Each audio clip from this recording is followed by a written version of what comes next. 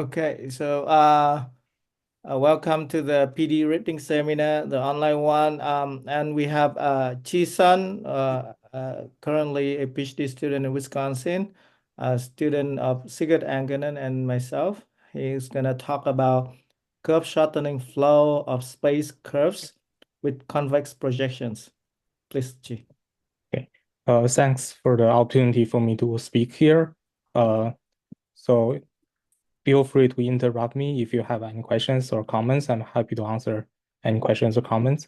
So today I'm going to present the curve shortening flow of the space curves with convex projections.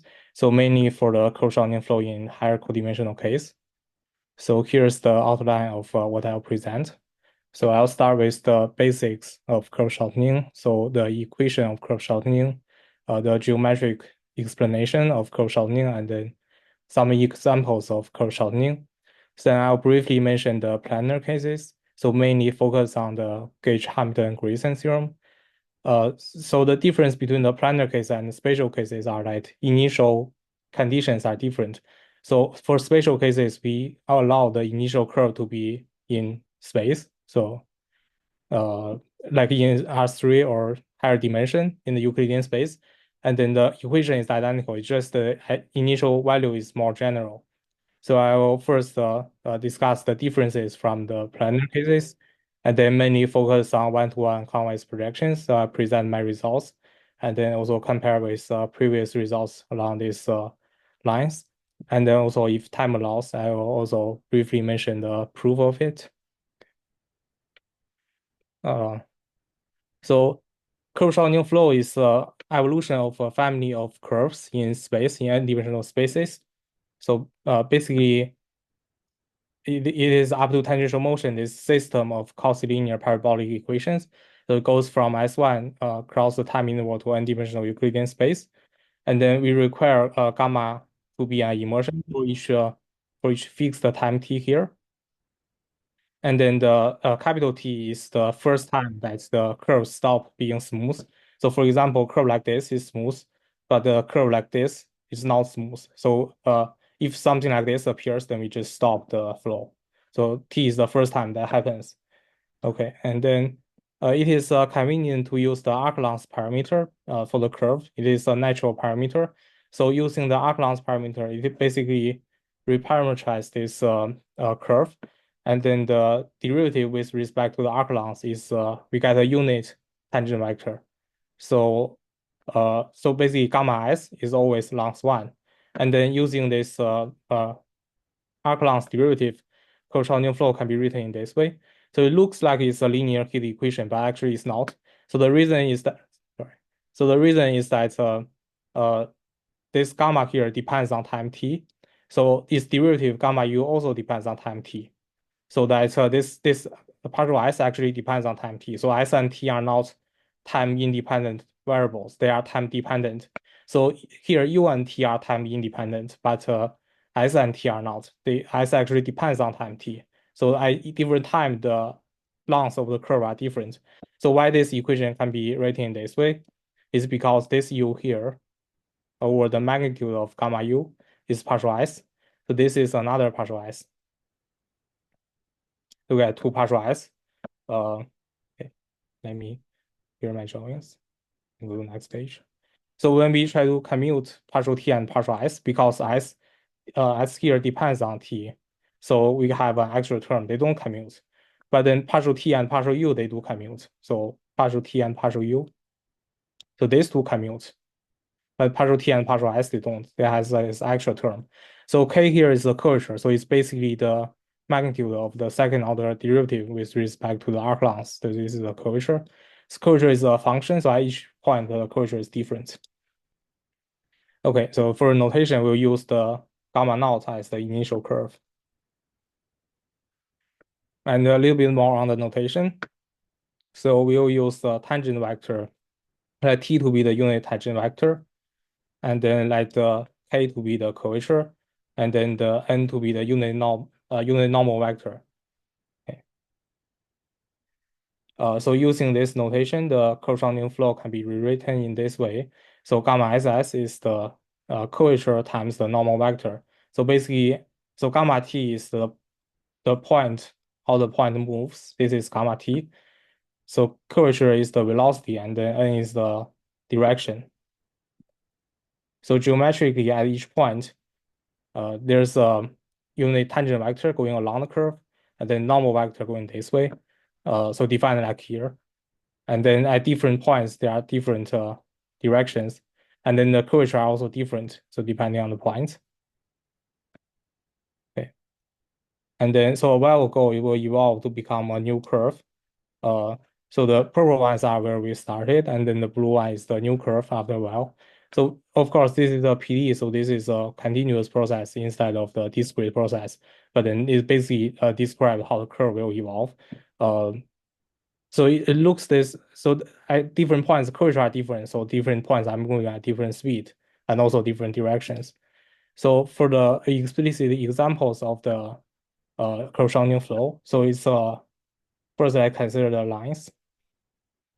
So for lines at different points, the tangent vector is constant vector. So that the Ts is 0 because T is tangent is a constant vector. So curvature is 0. So at each point, the curvature is 0. So the points don't move. So if we consider curve flow of lines, this line just stay there. So in general, for surfaces, that would be geodesics. And then another example is this circles. So at each point, it just moves perpendicular to the circle and moving inward. And then, so after a while, you would form a new circle. And then, so curvature can also be understood as the one over the radius of the uh, oscillating circle. So basically here, the circle is smaller, so the curvature is larger. So say after the same time, it will become evolving faster to an even smaller circle. And then as you can see, that's basically how curve flow evolves the curve to make it smaller. And then this kind of justify the name of curve shortening that makes the curve shorter and shorter. So it's actually the fastest way to evolve the curves. Okay. So the curve shortening flow is actually the negative gradient flow of the length functional. So I also prepare a few numerical simulation of the curve shortening flow. So those are generated by the cutoff of the first finite terms of the Fourier series. So the Fourier coefficient can be generated by random constant. So this will give randomly closed space curve, and then curve flow just evolve that. So the thing about numerical simulation is that it doesn't detect singularities. So when the singularity happens, it could be the curve flow doesn't notice it. It will just keep going on. So this doesn't mean when you stop is the first singularity. It could be this the second or like the three times singularity. But eventually you can see this becomes curve becomes simpler and simpler, and then eventually shrinks to a point. But this is so unless some more arguments are needed, unless there are some more arguments, so we don't know whether this is the first singularity or not. Okay, so before I discuss about the Gage-Hamilton-Grayson theorem, yeah, Can you show the other examples if you can? which one? Yeah, I mean, just show everyone every video so that we kind of get used to the, Yeah. yeah. Okay. So each point is moving along the direction of the normal vector. So as you can see, the curve kind of unwind itself and make it simpler and simpler. But so it might be case that some singularity was there, so the curve is already immersed. But then since the numerical simulation is discrete, so it may not just detect that. So that creates some difficulty. Yeah, so in your numerics here, I mean, what it shows is that essentially because of the fact that it doesn't see the singularity, so anything is eventually gonna, I mean, Yeah, get bring it to the wrong point. router and shrink to a point. Right. Right. So it just might be numerically, it might be not the first singularity time, but eventually it looks like yes. Okay. Okay. Yeah. Uh, okay. So before I start the planar closed flow, so let me mentioned is several close related but subtly different convexity for the planar convex curves. So basically, if we have a convex in the sense that if 2 points are in the domain is bounded, then the line segment is also in the domain, and strictly convex if it intersects each line, intersects each line at most 2 points, and then uniformly convex is curvature positive. So uniform convex is stronger than strictly convex and is stronger than convex, but not the other way around. So the example between the uniform convexity and strict convexity look like this. So say this part looks y equals x to the fourth. So curvature is basically second order derivative. So this y-x-x, this is non-negative. So at least we know this part is convex. But then y-x-x is 0 at this point. It's a degenerate. So at this point, curvature is 0. Right? So it's not uniformly convex because curvature can be 0. It can be 0 at some points. But this is strictly convex because it intersects each lines at most 2 points. Right? So if it's tangent, then it's 1 point. If it just cut the curve, then it is 2 points. So that is the difference between uniform convexity and strict convexity. And then also the strict, if a curve is convex, that doesn't mean it's strictly convex because it could have this line segment, so that it is not strictly convex. Because this strictly convex need the line to intersect the curve at most 2 points. But if we draw this line, so it intersects the curve at the whole line segment. So this is infinitely many points. So this one cannot be strictly convex, it's just convex.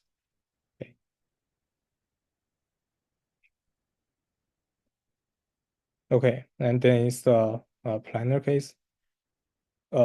So for this one, so let me start with the two important properties that are preserved by the curve shortening flow, by the planar curve shortening flow.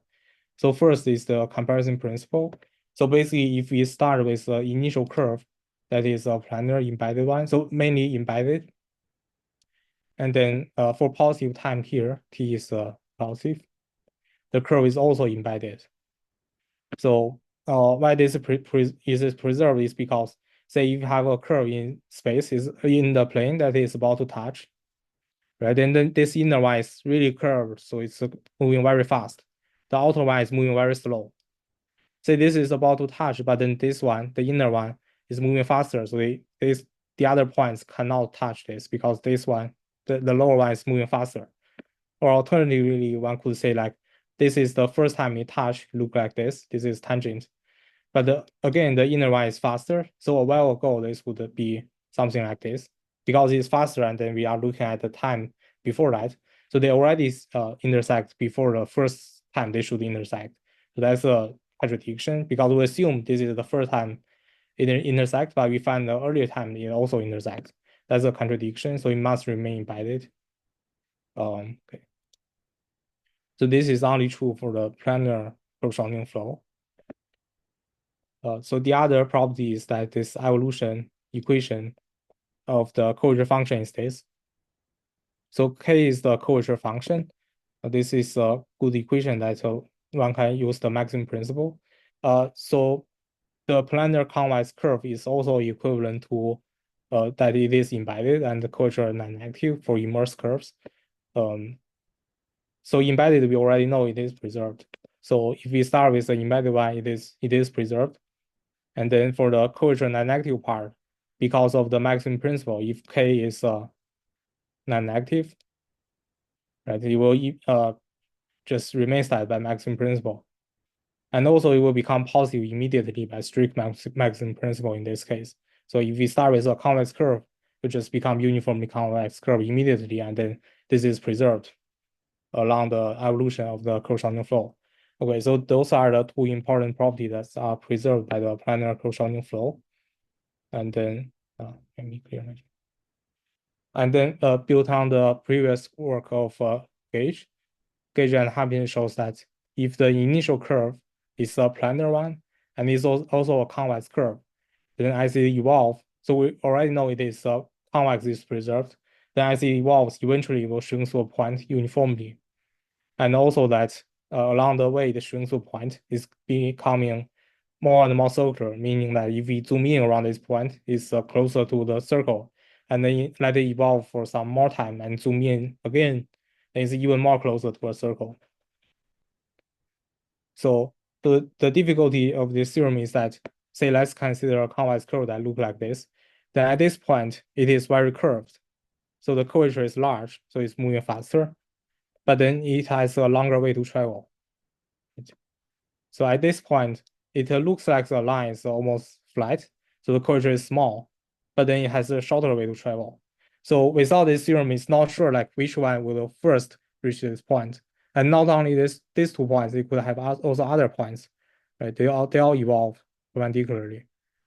So Gage-Hamilton shows that so as it evolves, it's becoming circular and circular, and then eventually I reach all the points on the curve evolve to reach this point at the same time. So simultaneously reach this point, which is kind of amazing result. So numerically, this look like this. So this one looks a touch, but actually it's not, because the curvature here, the curvature at this point is really, really small, so that the curve barely moves. And then the drawing of the draw curve has some thickness. So it looks like they are touching each other, but actually it's not. It's just moving very, very slow, so it has some overlap. And then on the other hand, sorry, this one here is moving very, very fast, so that it's more obvious like how that evolved.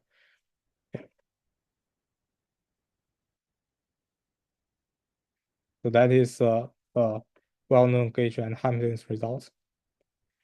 And then later on, surprisingly, Grayson proved that. So there are 2 properties that are preserved again. So one is the embeddedness, the other is convexity. So Gage and Hamilton already analyzed the convex curves. So Grayson proved that if one starts with embedded curves, it will exist a time such that the curve evolve to become convex. So embeddedness is a very weak condition. It basically only means the curve have no self-intersections. The convex is more restrictive. It means like all the curves should evolve to going inside of the curve. So but embedded is really weak. So this result is surprisingly strong. And it's only true for the planar curve shortening flow. So if one considers mean curvature flow, then this is not true anymore. But convexity, there are still results like that. Okay, so basically how this curve evolve is like locally this one will pointing this way. So this one will pointing this way. This one pointing this way, this one pointing this way. So the hope is that all of those will balance each other such that they will create a convex curve at some time.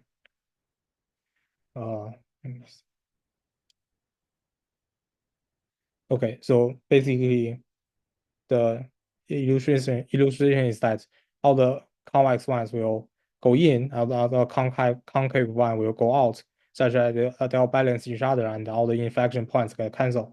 So inflection points basically mean curvature 0. So that forming this blue curves. So that's what Grayson proved. It is a very strong result. Okay, and then Angden made these 2 videos. So those are the, like you can see all the whiskers moving very fast, because let's see this again. So those whiskers are very, very small.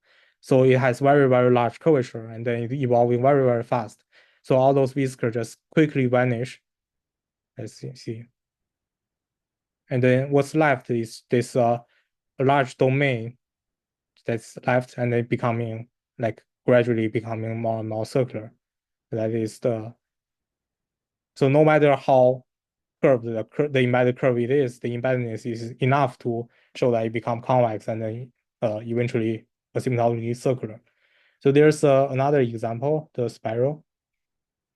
So this one is also, so I think at that time people were trying to create an example that start with embedded, but then they want to show that they want to create an embedded curve such that it will intersect itself before it, it will create a singularity before it become convex. So people make this really long and thin spirals, and then let this evolve to hope this will create some singularity like that.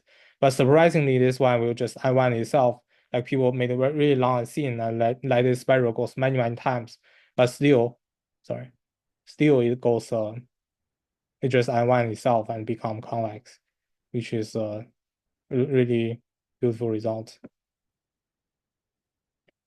So as it becomes so Grayson shows that if we start with an embedded curve, it will become convex, and then Gage-Hamilton shows that the convex curve will become asymptotically circular and then shrink to a point. So together, this is called Gage-Hamilton-Grayson's theorem. So this is of wide interest, and then different group of people give different proof. So the original proof was done by the isoparametric ratio, the L square over A goes to 4 pi as the circle. So then people think of other different proof of it to prove it differently. Okay. Then I'm ready to go to the spatial cases, but let me ask, are there any questions or comments? Can you repeat the previous slides? Explain it a bit clearer for people. I mean, Yeah. just explain it clearer. Thank you. Yeah. Okay. So the original one was done by the isoparametric ratio. So L square over A. Sorry. Oh, you can see my cursor. So L square over A. This one will go to 4 pi. So 4 pi is the isoparametric ratio of the circle. So this one means that so first Gage has a result that this one is non-increasing. And then Gage's next result is that not only it's non-increasing, it also goes to 4 pi. And then later on, Gage and Hamilton shows that this actually goes to circle by the methods that's K maximum over so meaning that maximum curvature and minimum of curvature goes to 1, which means it's a circle because circle is constant curvature, and that's the only one. And then Grayson shows that if we start with embedded one, it will become convex, and then for convex one, it's this one Gage and Hamilton shows. So that's the original proof. So Hamilton are able to think of a slightly different proof by cutting this domain into two pieces and also compare it with the circle. So this is more complicated isoparametric ratios. And then also Huisken is using the distance comparison principle, which means there's a intrinsic ratio and then extrinsic ratio.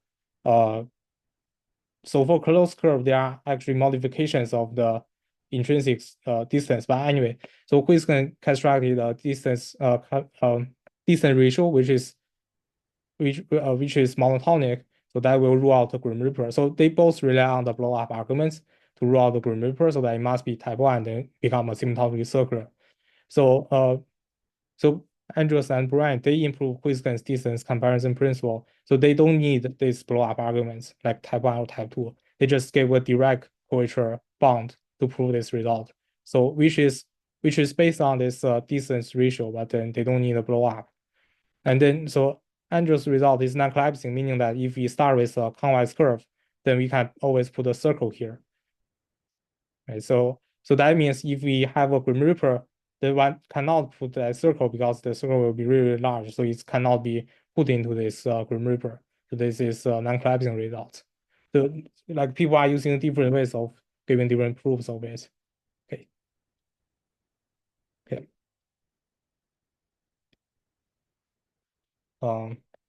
Okay, so maybe let me go on. So curve shortening in the three-dimensional higher, so it has differences from the planar cases. So first is because the embeddedness is not preserved anymore. So like this tip, sorry, like this tip to be in the horizontal plane. We have a tip like this, which is moving really fast. So this one just going vertically, going through the plane, so that they can if we make the curvature really large, it will quickly pass each other. So it's unlike in the planar case that the inner one will always have more curved, has larger curvature, so it's moving faster. But this one, they are in different planes, so they cannot detect each other's curvature. So they can just passing through each other. So this embeddedness is not preserved. So the Okay, again, the reason is that they are not in different planes, so that they cannot compare each other. So they just evolve as mainly rely on their own curvature. So okay, so another thing is that inflection points can appear. So if we start with a curvature that is positive, so in the planar case, it will just remain positive by maximum principle. But in this case, the thing is that okay. So actually at k equal to 0, we don't even have this equation, but say we have something like this. So this is the planar equation of curve shortening flow.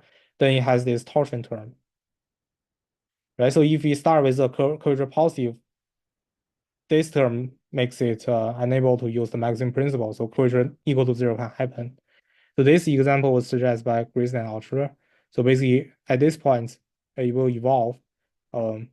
Say this thing become a circle, right? Then it should go inside, right? And then if we assume the symmetry that is a rotation J2 rotational symmetric about this line, then it first going outside, later on it goes inside, sometime in between, and by symmetry it can only be this line, the velocity. Sometime in between the velocity is 0. So that point, the inflection point is created. So that these two properties are not preserved by the spatial curve shortening flow.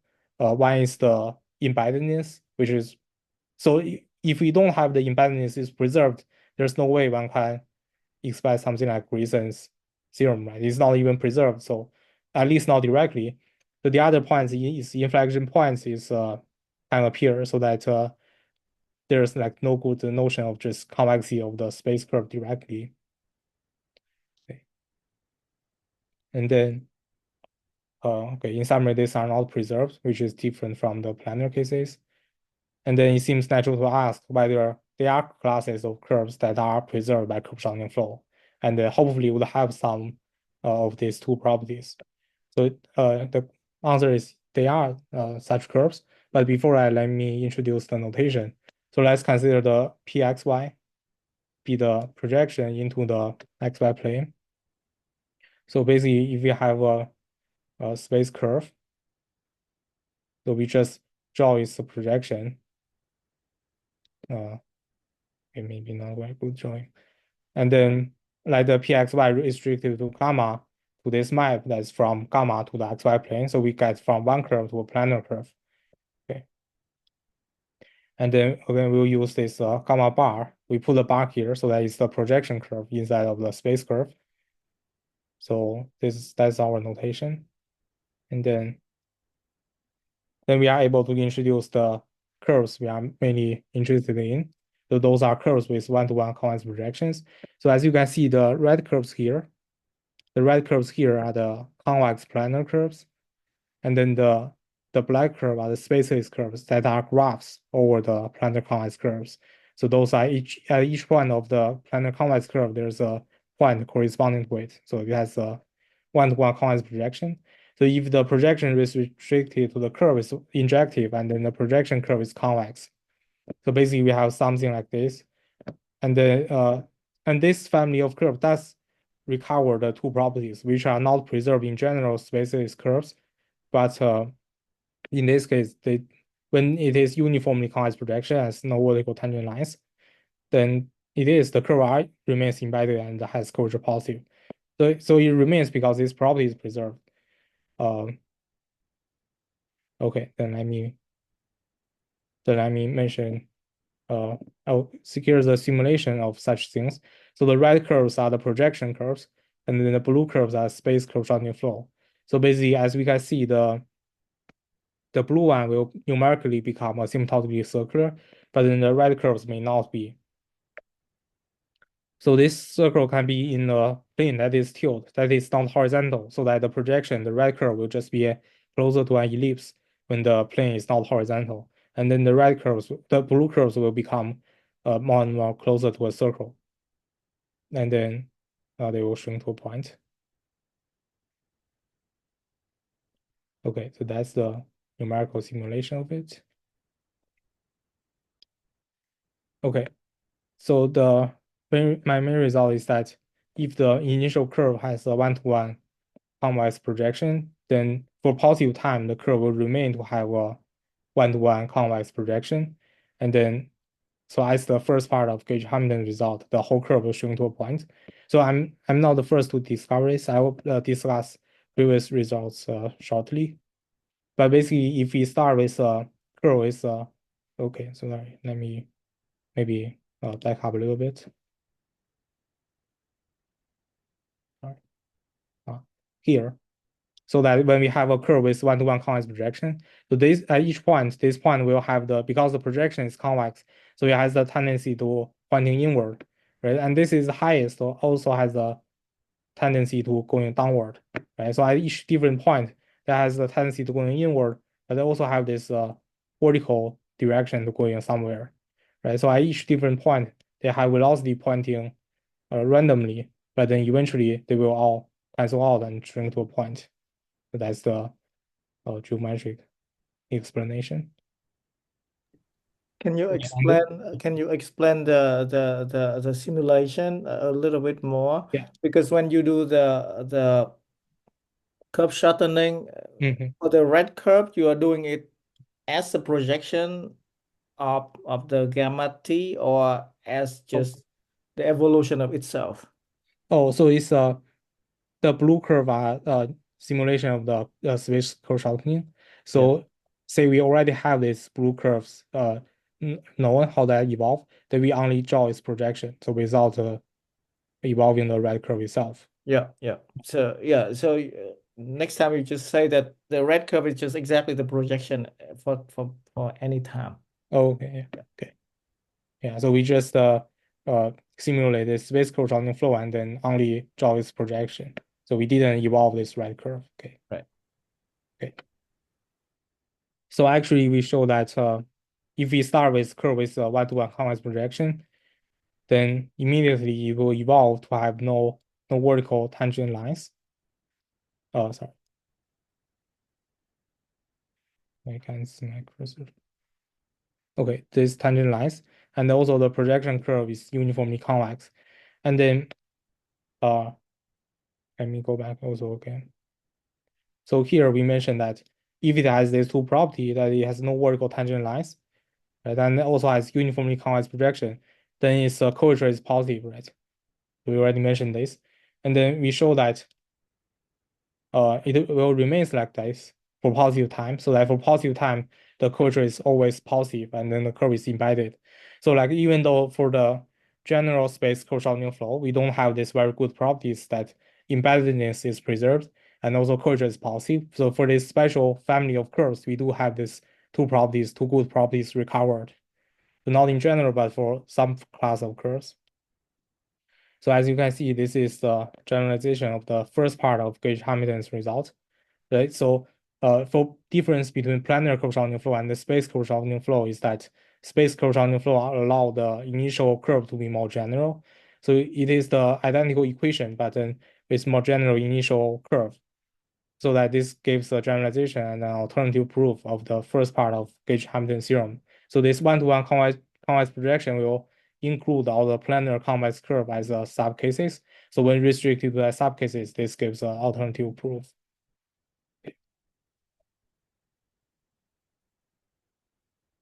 Okay, and then let me also discuss the previous results. So Hayden Swiller in his thesis, he discovered that if the curve has a one-to-one uniformly convex projection, then this is preserved for positive time. And then as it goes to the first singularity time, the curve will shrink to a line segment or point. So to compare with his result, so most importantly, I can rule out that the limit curve is a line segment. This one cannot happen. And then also I'm considering a slightly more general cases that I only need this to be convex. So he will use uniformly convex. So the main result is rule out the line segment.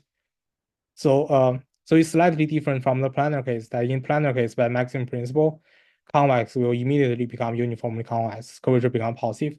Here is a uh, I just made a comment for everyone. oh You can just go. Yeah. okay, sorry.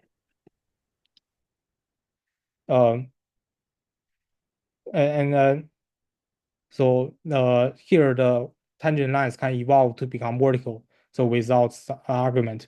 So the curvature of the projection curve when the tangent line is vertical could be non-immersed, so the curvature doesn't make sense. So one couldn't directly say, okay, the evolution of the projection curve, the curvature will become positive, because without proving it, it may not even make sense. So this is we do it slightly more general.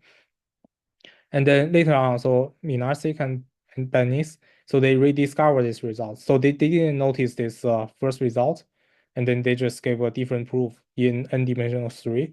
So they are also considered more general case that convex projection, but they need an actual assumption. So I also didn't notice this Hamilton-Grayson result first. So I got the inspiration from Minarczyk and Benis results.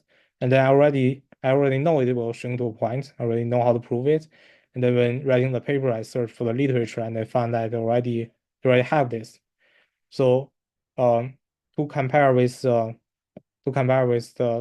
Minarczyk and Benis results, so I can show that their actual assumption is actually not needed. We just need this one-to-one convex projection, and this assumption is automatically satisfied for positive time.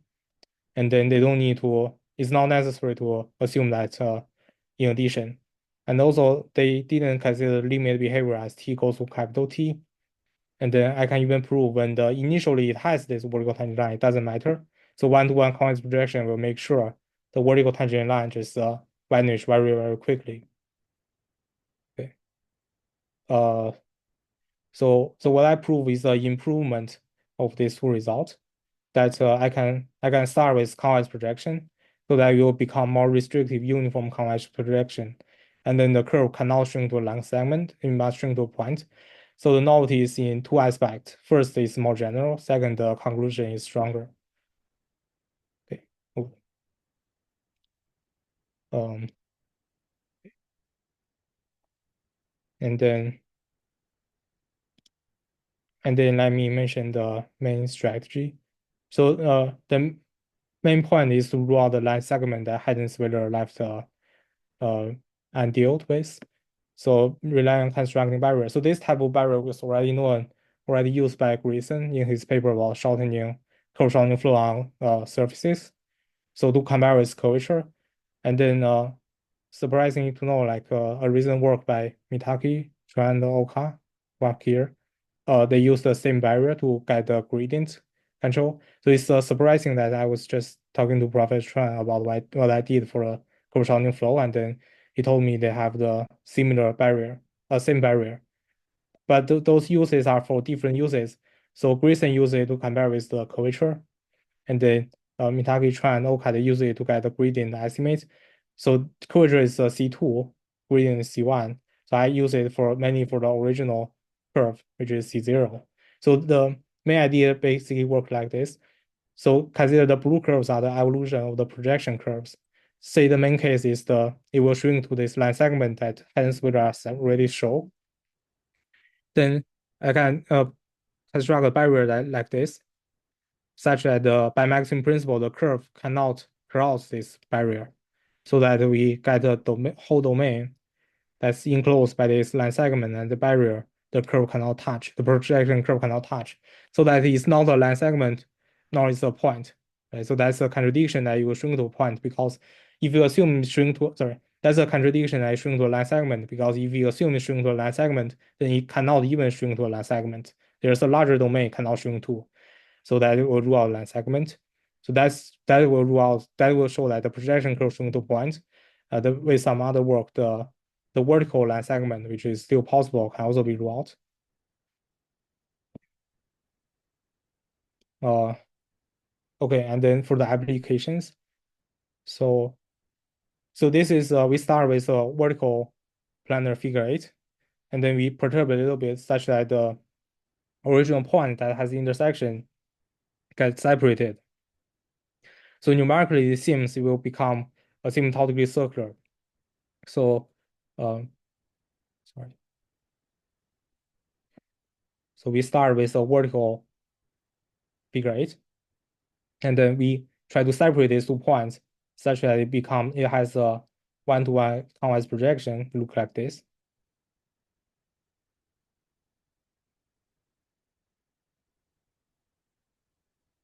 So this one was known to be developed type 2 singularities. This will be Grim Reaper. But then numerically, as we see here, this will become type 1 become a circular. So that if this can be proved, which I haven't know, still don't know how to do that yet. This will give an example of how type 2 properties initially get perturbed to get a type 1 singularities, which is a good example, but I don't know how to prove that yet.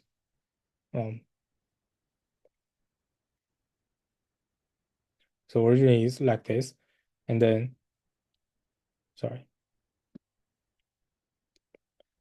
then it will evolve to become more and more circular. Okay, then let me maybe mention the key points of the proof. So here's the outline of the proof. So maybe I will just talk about the main ideas without talking about too much of the details. So one important theorem is the Sturmian theorem proved by Anglent that the intersection with the hyperplane of a curve, the curve evolving with curve-shortening flow and the plane, the intersection number is not increasing. So that this will prove that preservation of the strictly convex projection.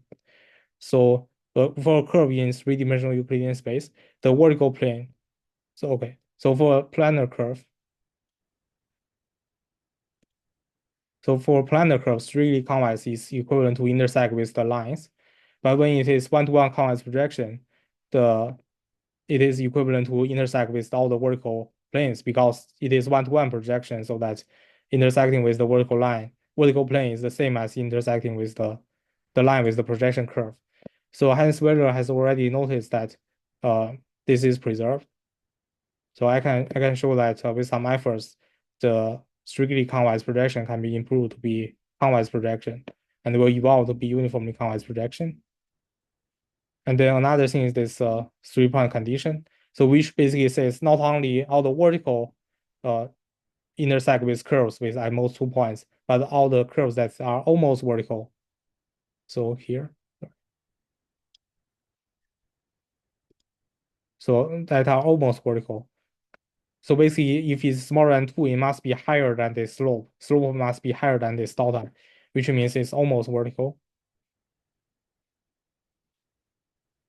So this condition actually has a long history that was used in Lebesgue's thesis to deal with minimal surface. So the first part of this thesis is not in the standard real analysis textbook about the Lebesgue integral, and then it was developed to deal with Plato problem. So in the second part, the Plato problem, this condition was introduced and used. So I noticed that this condition is actually preserved, which is kind of surprising.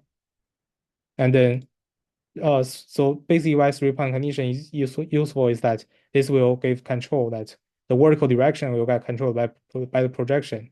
So when we can show the projection curve showing to point by the barrier, the vertical one can be also be dealt with, because by 3-point condition, it can get controlled by the horizontal projection.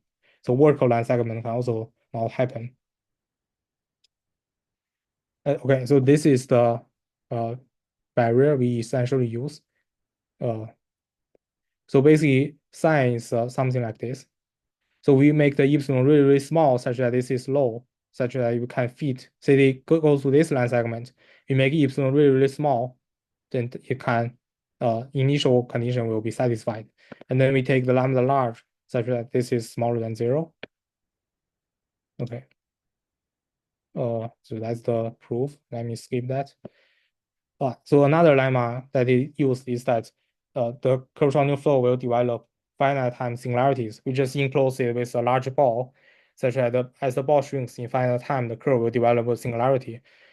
So there are no comparison principle for curves in higher codimension, but compared with sphere is also okay. So this is useful because we need this exponential to be positive. So if t goes to infinite, then this is 0. And then this thing just collapses onto the line segment. It doesn't really give a positive barrier. So this is kind of really important to know t is finite. Okay.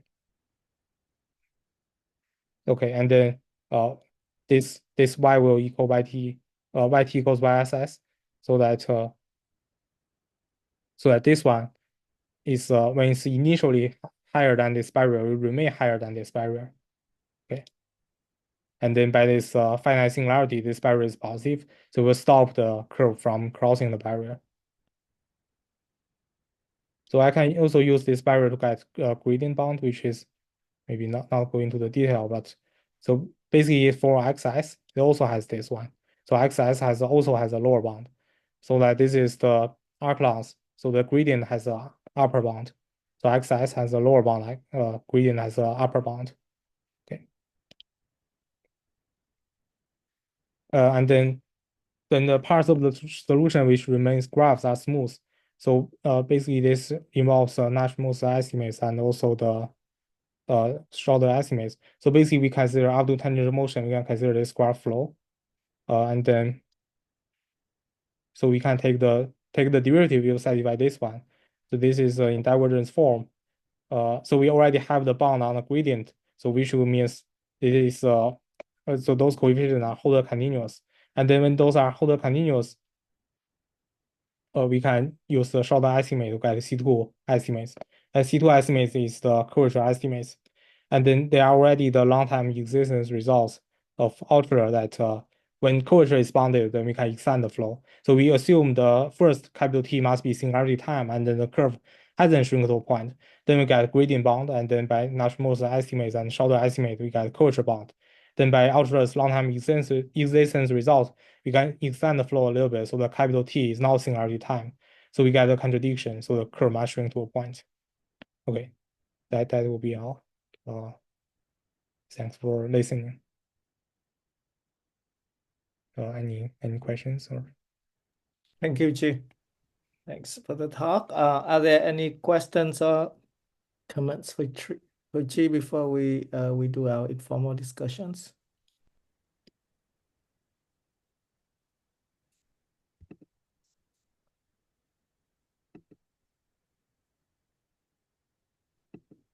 Yeah, maybe one of the key point, I think that you know it very well. Can you explain for the audience about the Sturmian theorem?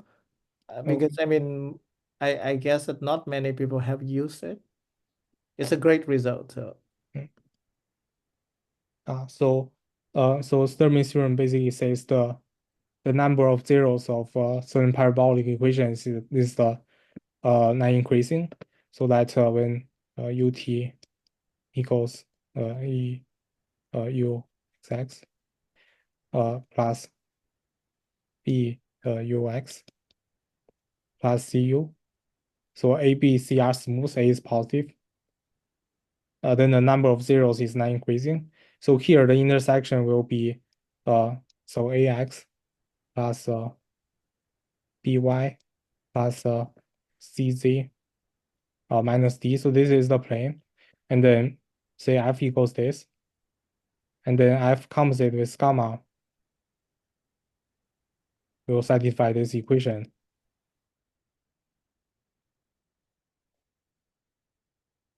That one can apply the Sturm's theorem, so that f composite with gamma equal to 0 basically means the plane intersect with the curve. So the intersection with the hyperplane is not increasing.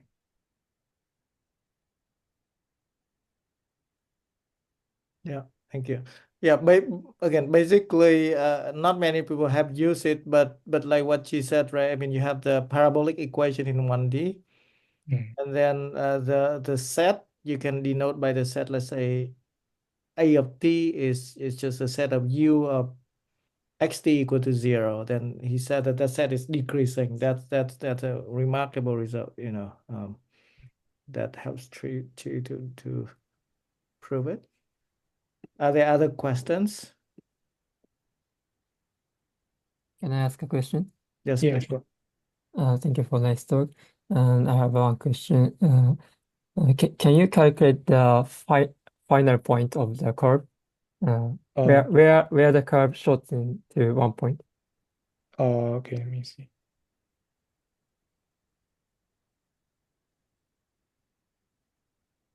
Is this one?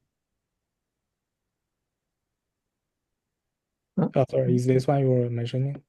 Yeah, the no, location yeah. of the point that you shrink to. Yes.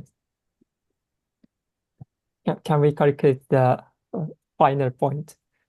Is this one or Because your theorem says that it's shrink to a point, right? But the Uh-huh. question Yeah. is that do you know Yeah. the location of that point? Yes. Oh, the position. Where? No. So in general, no. So like even for planar convex curves, I don't think people know. Like say we have some planar convex curve. So of course, if it has some symmetry, then probably yes. Say if it has reflection symmetry like this, then it will shrink to the center. But in general, if we just have a convex curve, even planar, people don't know like where that point is, I think. Thank you.